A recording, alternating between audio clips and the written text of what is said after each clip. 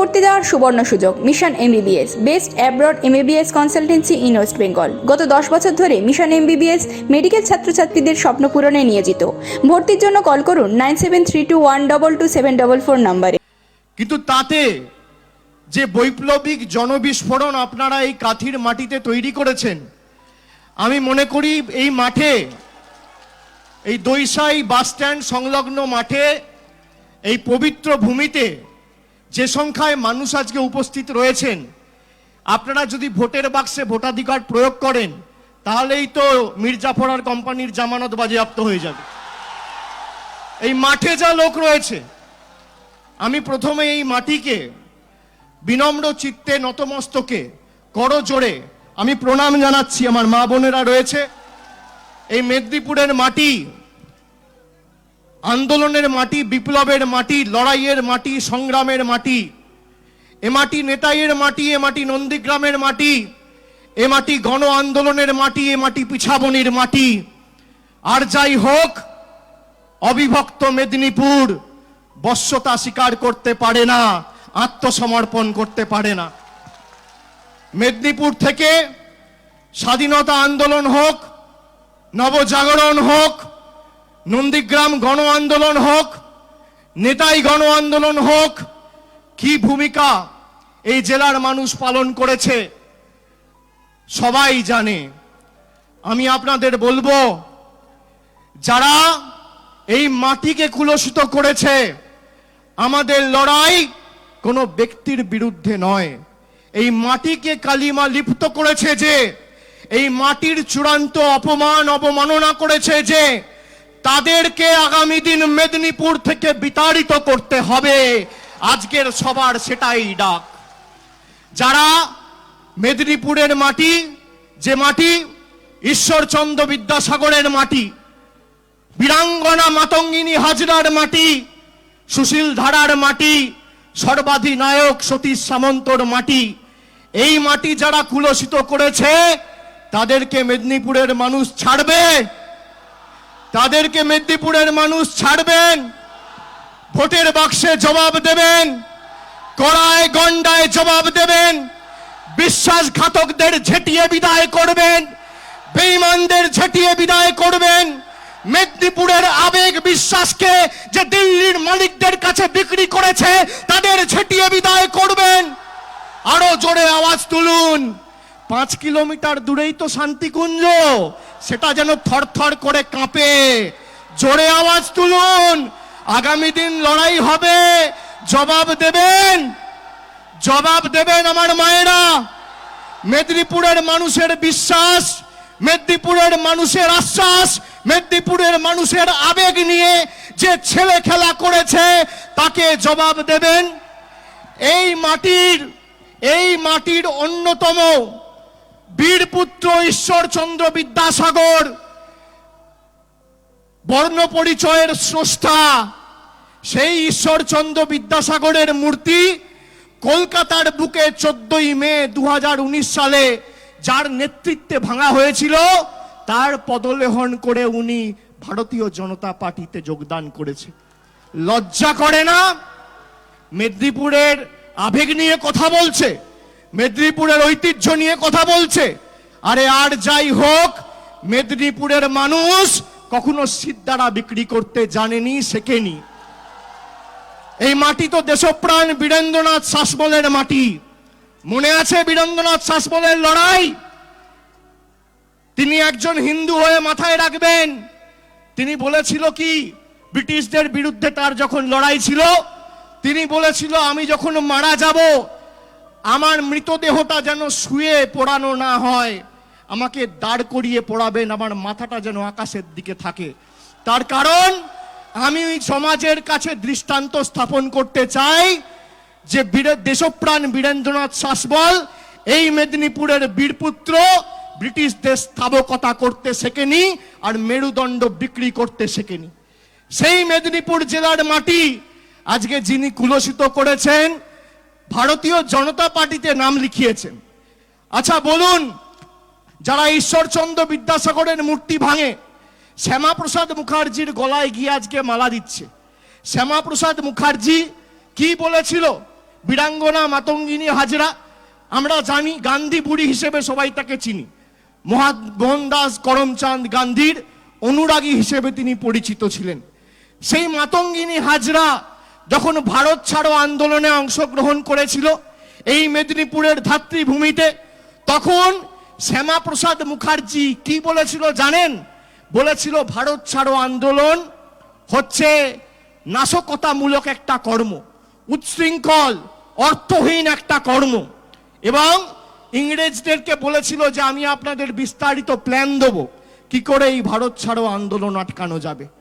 সেই মাতঙ্গিনী হাজরার বলিদান, লড়াই, আত্মত্যাগ, বীরেন্দ্রনাথ শাসমল, সুশীল ধারা, সর্বাধিনায়ক সতীশ সামন্তর আত্মত্যাগ আপনারা আর যাই হোক বৃথা যেতে দেবেন না।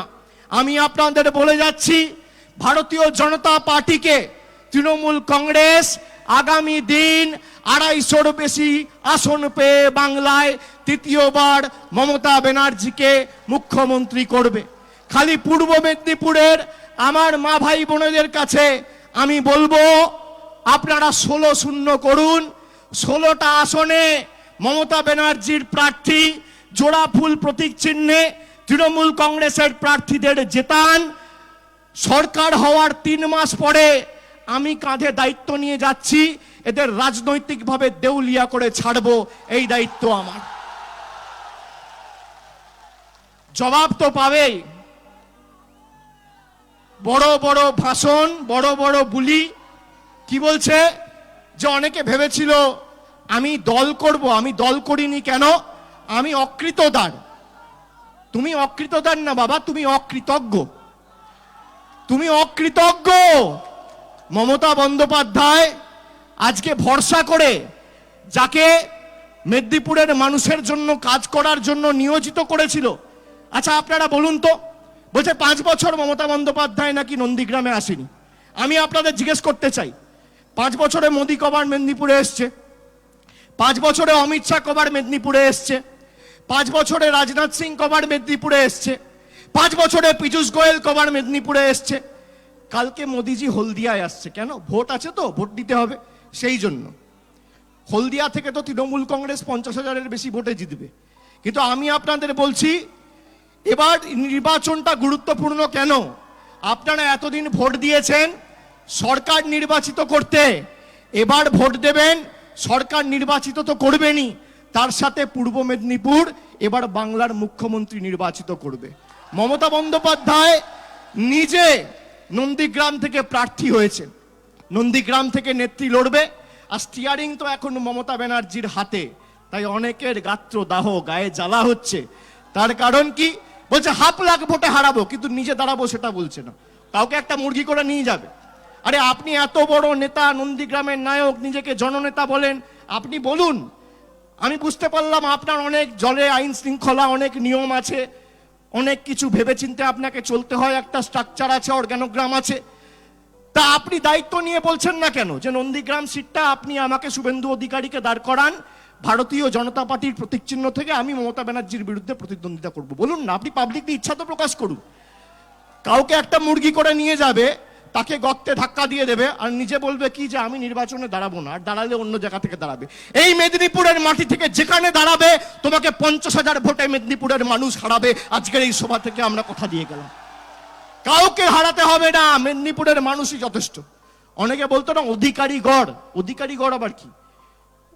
এই জেলা একটা পরিবারের নাকি? এই জেলা তো মেদিনীপুরের মানুষের।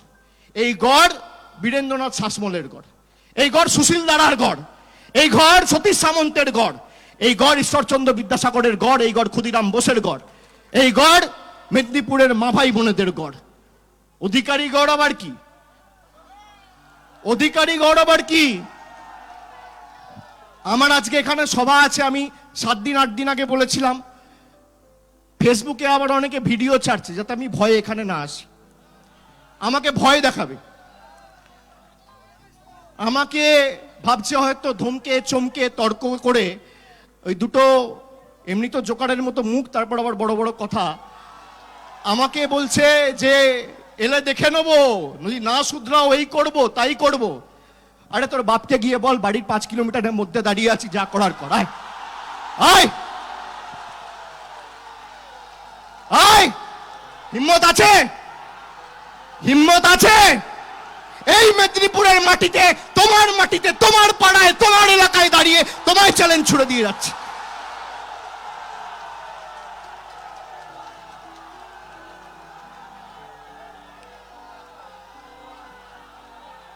চারানার নকুলদানা, তার আবার ক্যাশ মেমো, আমাকে থ্রেট দিচ্ছে। আজকে এলাম, আগামী 2 মাসের মধ্যে আরো 50 বার আসবো, জামানত বাজেয়াপ্ত করবো। কোথা দিয়ে যাচ্ছি? নেতৃত্ব নিজে নন্দীগ্রাম থেকে দাঁড়াচ্ছে। কোথা দিয়ে যাচ্ছি? যারা মেদিনীপুরের মান সম্মানকে দিল্লির বুকে বিক্রি করে দিয়েছে না, মেদিনীপুরের আবেগকে, তাদেরকে কড়ায় গন্ডায় মানুষ আগামী দিন জবাব দেবে, কাউকে কিছু করতে হবে না। কথায় কথায় কি বলছে? ঘুমাচ্ছে ভাইপো, উঠছে ভাইপো, সকালে হাঁটছে ভাইপো, খাচ্ছে ভাইপো। আতঙ্ক হয়ে গেছে। 15 মিনিট বক্তব্য রাখলে 10 মিনিট খালি ভাইপো ভাইপো ভাইপো ভাইপো করছে। এত ভয়। এখন আবার আমার সাথে না লড়াই করে আমার বউকে টার্গেট করেছে। কি বলছে? বলছে আমার বউয়ের নাকি এখানে অ্যাকাউন্ট আছে, সেখানে অ্যাকাউন্ট আছে। ভাই, আমার বউয়ের কলকাতা ছাড়া কোথাও অ্যাকাউন্ট নেই। আর আমি তো তথ্য পরিসংখ্যান সামনে রেখে দিয়েছি। কি বলছে? আমার বউ নাকি 2 বছর আগে এয়ারপোর্টে সোনা নিয়ে ধরা পড়েছিল। তো তোর সিআইএসএফ আর সিবিআই কি নাকে নস্যি দিয়ে ঘুমাচ্ছিল যখন ধরা পড়েছিল? এয়ারপোর্টে তো 500 সিসিটিভি ক্যামেরা আছে। আমি তো চ্যালেঞ্জ করছি, যদি ধরা পড়ে থাকে সিসিটিভি ক্যামেরার ফুটেজ কেন তোমরা পাবলিশ করছো না, কেন প্রকাশ্যে আনছো না? আমি তো পরের দিন সাংবাদিক বৈঠক করে বলেছিলাম। আর আমি তো বলেছি, আমার তোলাবাজির প্রমাণ দিতে পারলে, ওই বীরেন্দ্রনাথ শাসমল যেমন বলেছিল না, দাঁড় করিয়ে পুড়িও, আমিও বলবো দাঁড় করিয়ে আমাকে ফাঁসির মঞ্চে নিয়ে চলো, মৃত্যুবরণ করব। আমার তোলাবাজির প্রমাণ যদি দিতে পারো বা প্রমাণ করতে পারো আমি কোথাও যুক্ত রয়েছি, যার জন্য বাংলা মায়ের নামে এতটা কালিমাও লিপ্ত হয়ে থাকে। আমি আগের দিন সুদীপ্ত সেনের চিঠি প্রকাশ করেছি, এই চিঠিটা আজকেও এনেছি, আপনারা দেখুন।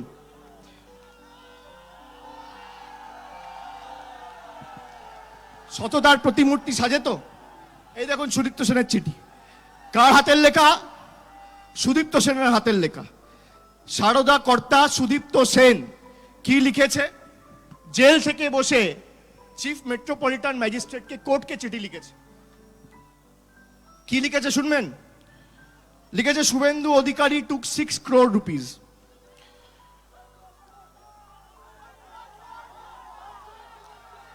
পরের লাইনে লিখেছে, Suvendu introduced a man call Rakhal. এই রাখালটা কে? কোথায় রাখালটা কে? কোথায় গরু চড়াতো? রাখাল কে? Suvendu introduced a man name Rakhal and my vice president Somnath Datta. Somnath Datta কে ছিল জানেন? সারদার ভাইস প্রেসিডেন্ট। ওর সাথে আলাপ করিয়েছিল। কাঁথি কোঅপারেটিভ ব্যাংকের কোন পদে ছিল সোমনাথ দত্ত? সারদা কর্তা ফেরার হওয়ার 2 দিন আগে তাকে রেজিগনেশন দেওয়া হয়েছিল।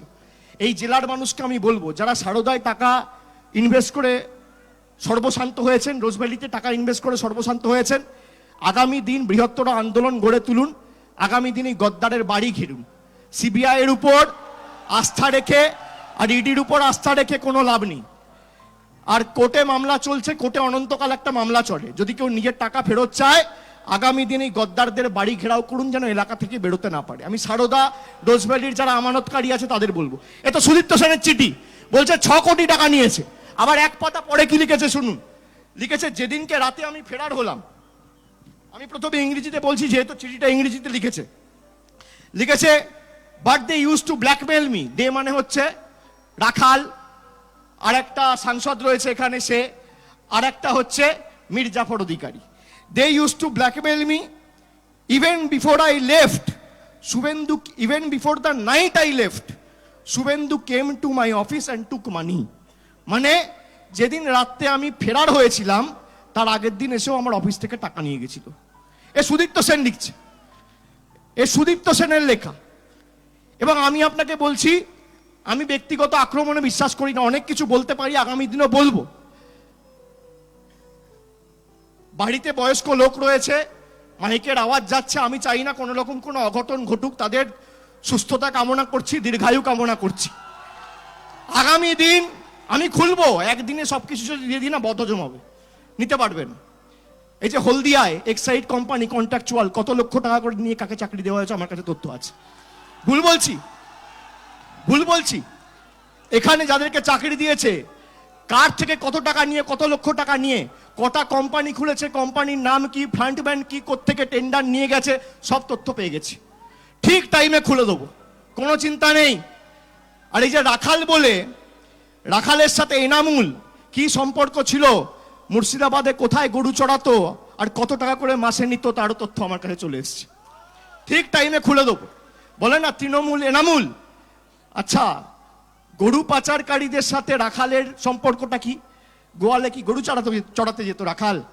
হ্যাঁ, ভাবছো তুমি একাই চালাক আর বাকি সবাই বোকা, সবাই মূর্খ, আর উনি একাই চালাক।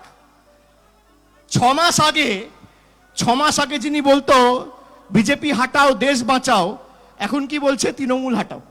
এখন কি বলছে যে রাজ্য আর কেন্দ্রে এক সরকার আনতে হবে। কেন? চুরি করতে সুবিধা হবে। হ্যাঁ, সিবিআইও লাগবে না, ইডিও লাগবে না, ওয়েস্ট বেঙ্গল পুলিশও লাগবে না, চুরি করতে সুবিধা হবে। যেমন মধ্যপ্রদেশে চুরি করে কোনো চোর ধরা পড়ে না, কেন? কেন্দ্রেও বিজেপি, রাজ্যেও বিজেপি। গুজরাটে চুরি করে কোনো চোর ধরা পড়ে না, কেন? রাজ্যেও বিজেপি। ডবল ইঞ্জিন সরকার তো। ডবল ইঞ্জিন মানে কি? একটা ইঞ্জিন সিবিআই, একটা ইঞ্জিন ইডি, এটা হচ্ছে এদের ডবল ইঞ্জিন। তাতে কোনো অসুবিধা নেই, চুরি করে যাও। বলছে মোদিজির হাতে বাংলাটাকে তুলে দিতে হবে। বাংলা কি জয়নগরের মোয়া?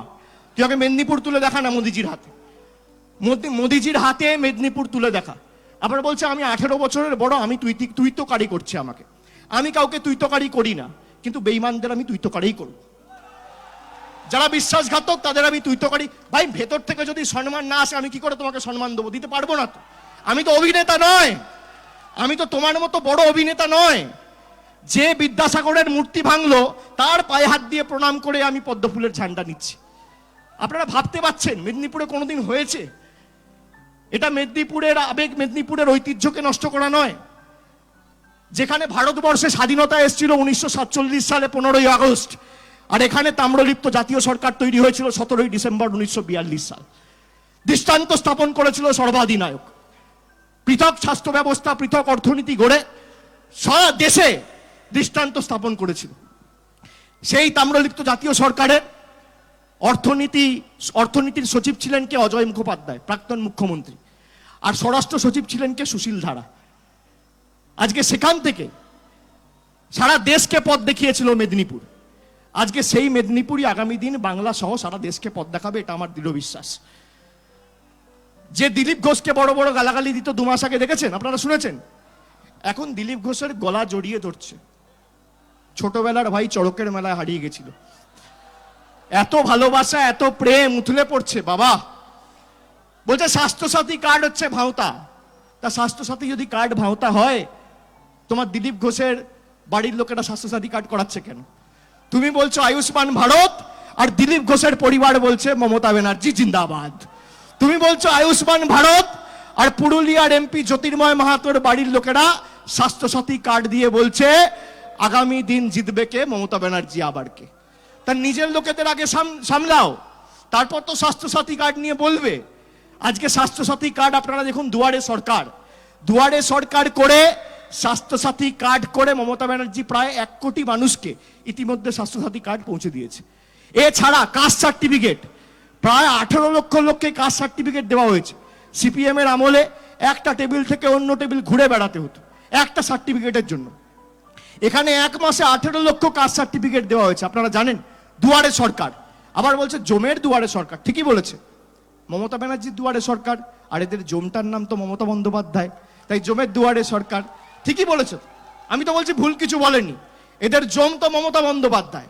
এবং আমি শুধু আপনাদের বলবো, আজকে এসছি, আমি আবার আসব, এবং যারা আপনাদের বিশ্বাসকে ভেঙেছে, যারা তৃণমূলকে প্রাইভেট লিমিটেড কোম্পানি বলে, এখানে কি চলতো? সোল প্রোপ্রাইটারশিপ। এখানে কি চলতো? Private limited company. আরে প্রাইভেট লিমিটেড কোম্পানি থেকে তো কন্যাশ্রী, যুবশ্রী সব হয়েছে। তোমার প্রাইভেট লিমিটেড কোম্পানি আর সোল প্রোপ্রাইটারশিপ তো সব থেকে বাজে কোম্পানি, যেখানে একটা মানুষ কিচ্ছু পায়নি, খালি পরিবারের লোকেরা পেয়েছে। বলছে গ্রাম বনাম শহরের লড়াই, বলছে না? বলছে কি না? বলছে দক্ষিণ কলকাতার লোকেরা সব নিয়ে রেখে দিয়েছে। আচ্ছা, এখানে যারা বসে আছে, এই সুকুমার দে আছে, অখিল গিরি আছে, অমিয় ভট্টাচার্য আছে, জ্যোতির্ময় কর আছে, সোমেন মহাপাত্র আছে, এদিকে আমি দেখতে পাচ্ছি মেহমুদ্দা আছে, ফিরোজা বিবি আছে। আচ্ছা বলুন তো, একজন 35টা পদ নিয়ে বসেছিল, কেন এদেরকে একটা একটা করে দিসনি? কেন? আমি তো জিজ্ঞেস করতে চাই। আজকে তো প্রশ্ন উঠবেই। একজন 3টে মন্ত্রী, এতগুলো পর্ষদের সভাপতি, তারপর উন্নয়ন বোর্ড, এই ডেভেলপমেন্ট অথরিটি, সেই ব্যাংকের চেয়ারম্যান, তাহলে এতগুলো লোককে সেদিনকে কি দেখতে পাওনি নাকি? না চোখে ছানি পড়ে গেছিল? কোনটা হয়েছিল? আজকে হঠাৎ করে মনে হলো গ্রাম বনাম শহরের লড়াই।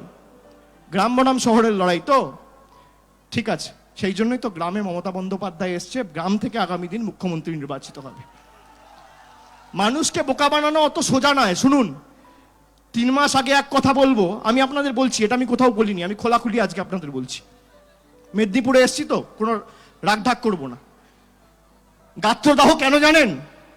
অবজারভার মডেল তুলে দেওয়া হয়েছে বলে। শুনে রাখুন, মুর্শিদাবাদ, মালদা, উত্তর দিনাজপুর 3টে জেলার দায়িত্ব ছিল, এবং শুধু তার জন্য নয়, সার্বিকভাবে অবজারভার মডেল তুলে দেওয়া হয়েছে। যে যেখানে ছিল কোনো অবজারভার থাকবে না। কেন অবজারভার থাকবে?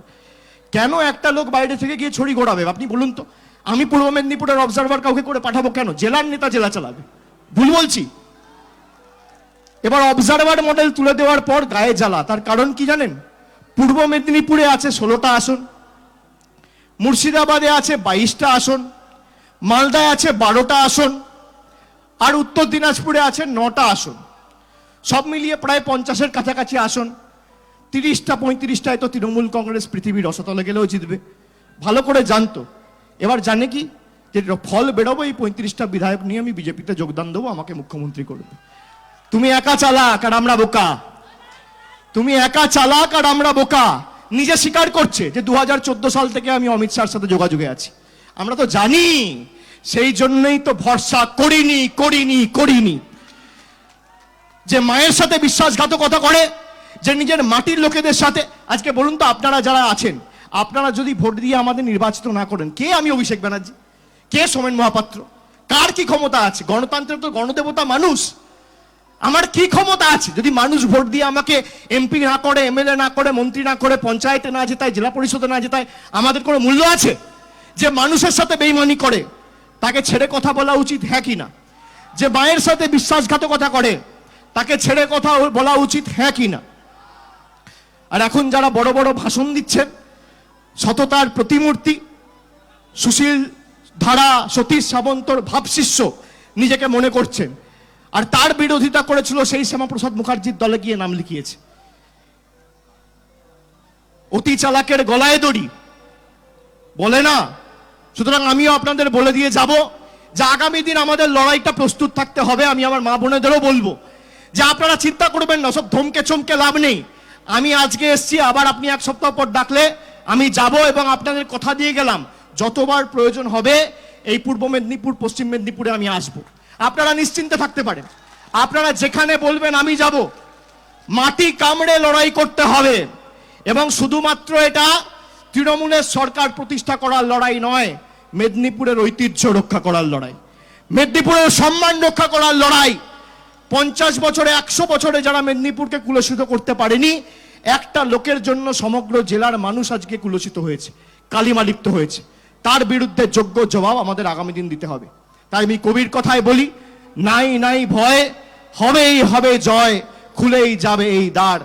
আমি মোহিনী চৌধুরীর গাওয়া গান স্মরণ করে বলি, মুক্তির মন্দির সোপানো তলে কত প্রাণ হলো বলিদান, লেখা আছে অশ্রু জলে।